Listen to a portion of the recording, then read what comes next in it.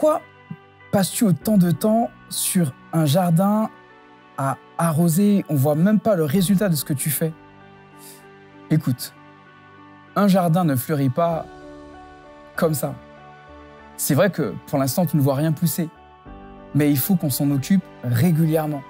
Et parce que je m'en occupe régulièrement, parce que je lui consacre du temps, même s'il n'y a pas de fruits aujourd'hui, il y aura des fruits demain. Ah, je comprends mieux. C'est pareil donc pour nos relations et nos réflexions. Elles ont besoin de temps pour grandir. C'est exactement ça, du temps pour grandir.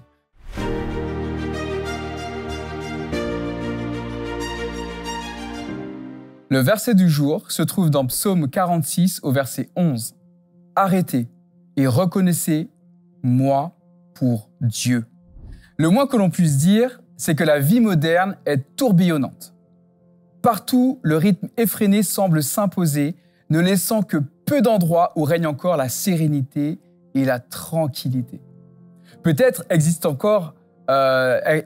encore des espaces de paix, par exemple comme celui découvert récemment dans le nord-ouest du Brésil, où là, grâce à des caméras automatiques dissimulées dans la forêt, un peuple isolé a été observé, vivant simplement loin des injonctions d'une société obsédée par le matériel. Ces personnes suivent le cours naturel de la vie, de la naissance à la mort, sans se soucier des pressions extérieures. Sont-ils heureux? Très probablement. Et nous, plongés dans cette course incessante, le sommes-nous? A priori, beaucoup moins. Et toi?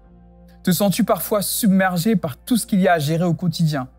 Dès le matin, te retrouves-tu pris dans un vortex d'activités orchestré par l'avancée implacable de l'horloge ou les notifications de ton smartphone?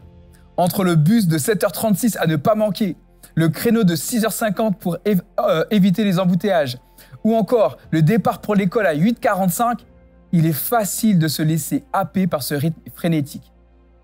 Pourtant, il existe une solution pour briser ce cycle et retrouver un peu de paix intérieure.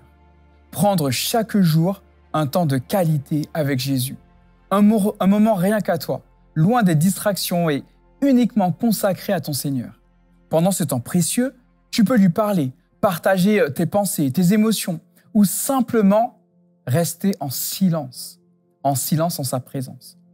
Tu peux lire un passage de la Bible, fredonner un chant, ou même chanter à plein poumon.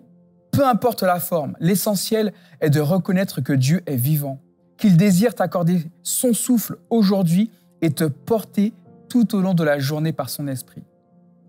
Si ce n'est pas encore ton habitude, pourquoi ne pas essayer? Prends ce moment pour toi, un instant suspendu dans le tumulte de la vie.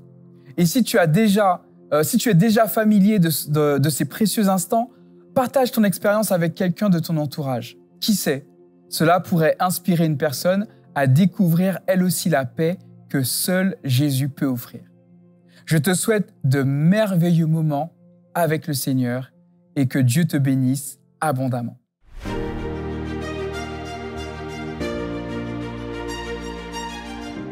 Je te propose aujourd'hui de choisir une heure précise que tu vas garder pendant une semaine. Et chaque jour de cette semaine, je te propose d'avoir un temps de qualité avec Jésus.